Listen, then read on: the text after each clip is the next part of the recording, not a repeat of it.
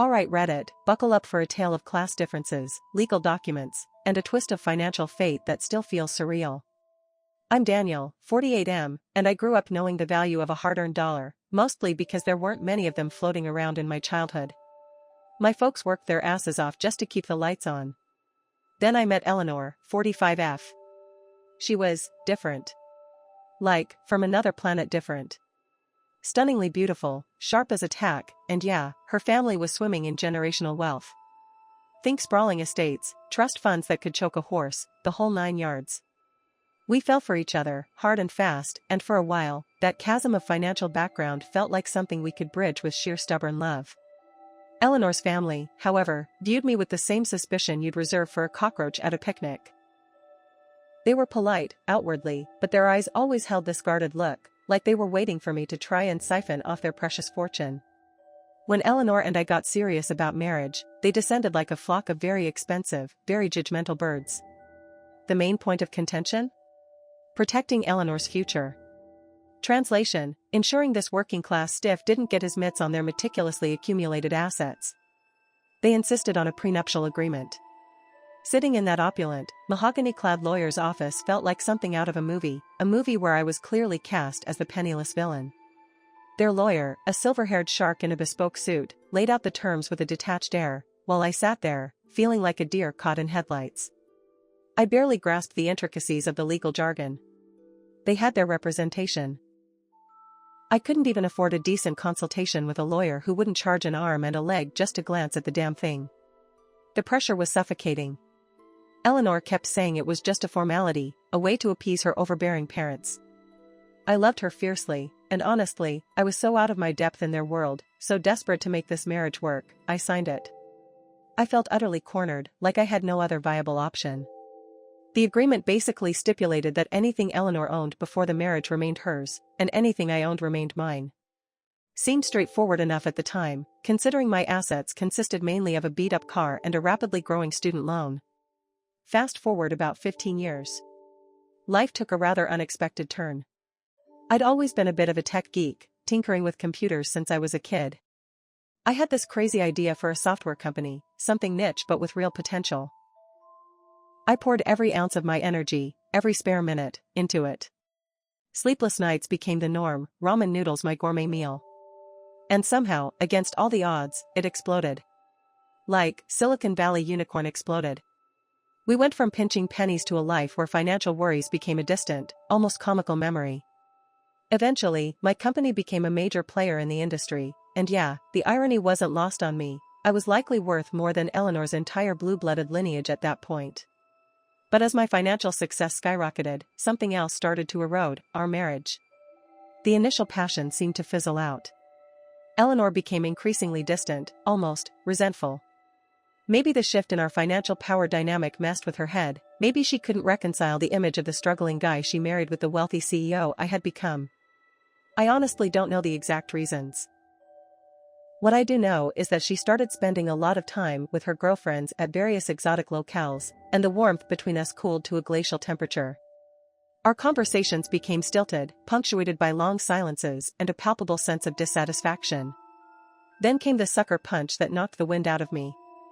I discovered she was having an affair with some ridiculously handsome, obscenely wealthy polo player she'd met at a charity gala.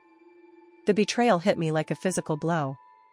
I had swallowed my pride, signed that damn prenup under duress, worked my absolute ass off to build a life for us, a life that had ultimately elevated us both, and this was her goddamn gratitude?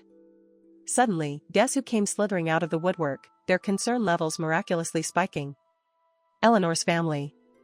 Not to offer a shred of emotional support for me, the guy who had just been cheated on. Oh no. Their concern was purely, and I mean purely, financial. They were suddenly deeply worried about their precious Eleanor getting screwed in the impending divorce. They actually had the unmitigated gall to ask me, with straight faces, to void the prenup. The same goddamn prenup they had practically forced me to sign when I was a broke nobody. My answer was a resounding and unequivocal absolutely fucking not. Not a goddamn chance in hell. That piece of paper, signed under duress as it was now the only damn thing protecting me from being financially eviscerated by this entitled family and their unfaithful daughter. The sheer audacity of their request was breathtaking. They had seen me as a threat when I had nothing. Now that I had everything, they wanted to rewrite the rules to their advantage. Eleanor, predictably, lawyered up and filed for divorce. And just as predictably, she tried to challenge the prenup. Her argument? That my massive financial success during the marriage had fundamentally altered the circumstances, making the original agreement unconscionable and unfair. Her lawyer, some slick shark who probably billed more in an hour than I used to earn in a week, tried to paint me as some kind of calculating mastermind who had secretly plotted to become rich and then leave his poor, defenseless wife high and dry. The sheer gall of it was astounding. But the court, thankfully, wasn't buying their sob story. The prenup was a legally binding agreement, signed by two consenting adults, albeit one under significant external pressure. My subsequent success was a direct result of my own hard work, my own vision, and had absolutely nothing to do with exploiting Eleanor's premarital assets. The judge, a no-nonsense woman who clearly wasn't swayed by crocodile tears and entitled whining, upheld the agreement. Eleanor walked away with exactly what she brought into the marriage, her premarital assets.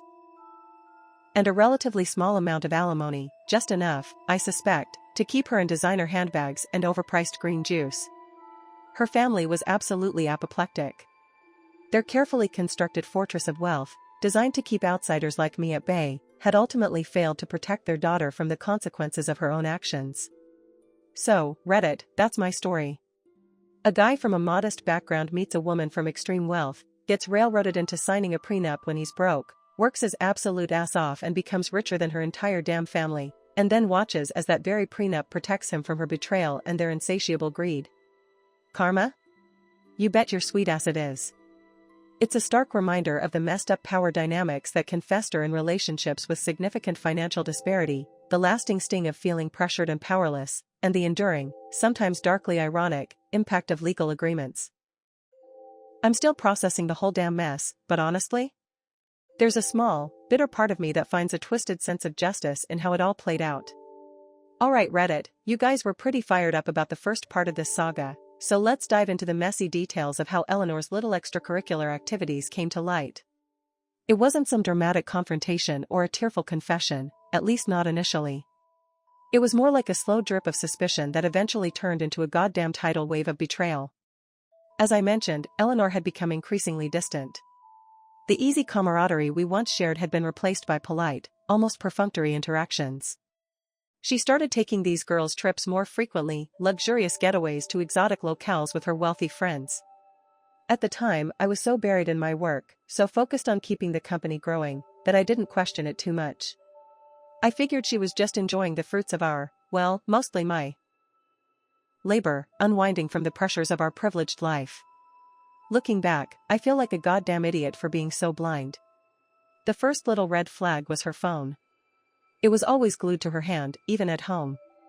She'd angled a screen away if I came near, jump if it buzzed unexpectedly. Our bedroom used to be a phone-free zone, but suddenly, she needed to check emails at all hours. It was subtle at first, but it started to feel off. Like she was hiding something. Then came the late nights. She'd say she was out with friends, having dinner, but she'd come home smelling faintly of expensive cologne that definitely wasn't mine. And she'd be too happy. That overly bright, slightly manic energy that always felt a little forced. I started making excuses in my head. Maybe she had a really fun night, maybe one of her friends was going through something and she was celebrating with them. Anything to avoid the nagging feeling in the pit of my stomach. The real gut punch came indirectly, through a mutual acquaintance. We were at a charity event, the kind Eleanor usually dragged me to, though she'd been going solo more often lately. I was making small talk with Amelia, a woman who's been in Eleanor's social circle for years. She's always been a bit gossipy, but generally well-meaning. She made some offhand comment about Eleanor's lovely time in St. Bart's with, what was his name? Oh, right, Julian. Julian. The name didn't ring a bell. Eleanor was in St. Bart's? I asked, trying to sound casual. I thought she was in Napa with the girls. Amelia's eyebrows shot up. Napa? Oh, no. She was with Julian. You know, the polo player? They looked quite cozy. She gave me this pitying little smile, the kind that tells you you're the last to know something important. The bottom dropped out of my world. St. Bart's. Julian. Polo player. It all clicked into place with sickening clarity. The late nights, the secretive phone behavior, the overly cheerful returns from her girls' trips. It wasn't her girlfriends she was cozying up with. I went home that night feeling like I'd been punched in the gut repeatedly. I didn't confront Eleanor immediately. I needed proof. I needed to be absolutely sure before I unleashed the storm brewing inside me. So, I did what any betrayed spouse in the 21st century would do. I went through her phone. It felt like a violation, a descent into a level of snooping I never thought I was capable of. But the need to know, the crushing weight of suspicion, overrode any moral qualms. It was a goddamn treasure trove of deceit. Pages of flirtatious texts with Julian, detailing their romantic getaways and her complaints about our stagnant marriage. There were photos, Eleanor looking sickeningly happy, wrapped around this tanned, impossibly handsome prick on a yacht in St. Bart's. There were even emails arranging their rendezvous, filled with sickeningly sweet nothings. The more I scrolled, the angrier I became. The woman I had loved, the woman I had worked my ass off for, had been systematically lying to me, betraying me, and making me look like a goddamn fool. The casual cruelty of her words to Julian about our marriage, the way she dismissed our life together as boring and unfulfilling, it was like a knife twisting in my heart. The confrontation, when it finally happened, wasn't the dramatic explosion I had envisioned. I simply laid her phone down on the table in front of her, open to one of the particularly sickening email exchanges. Her face drained of all color. The bravado, the practiced nonchalance she usually wore, crumbled. "Daniel," she whispered, her voice trembling. "Julian?" I asked, my voice dangerously quiet. She didn't deny it. The silence that followed was thick with unspoken accusations and the undeniable stench of betrayal. She tried to offer excuses, the usual tired clichés about feeling neglected, about needing something more. But her words sounded hollow, meaningless in the face of the digital evidence staring us down. The fight that ensued was ugly, filled with years of unspoken resentments and the raw, gaping wound of her infidelity. I didn't yell, I didn't scream. I was too numb, too consumed by the sheer magnitude of her betrayal. It was over. In that moment, any lingering affection I had for her evaporated, replaced by a cold, hard resolve. I was done being a stepping stone, a convenient provider. I deserved better than this. We all do. And that goddamn prenup? It was looking like the only silver lining in this whole godawful mess.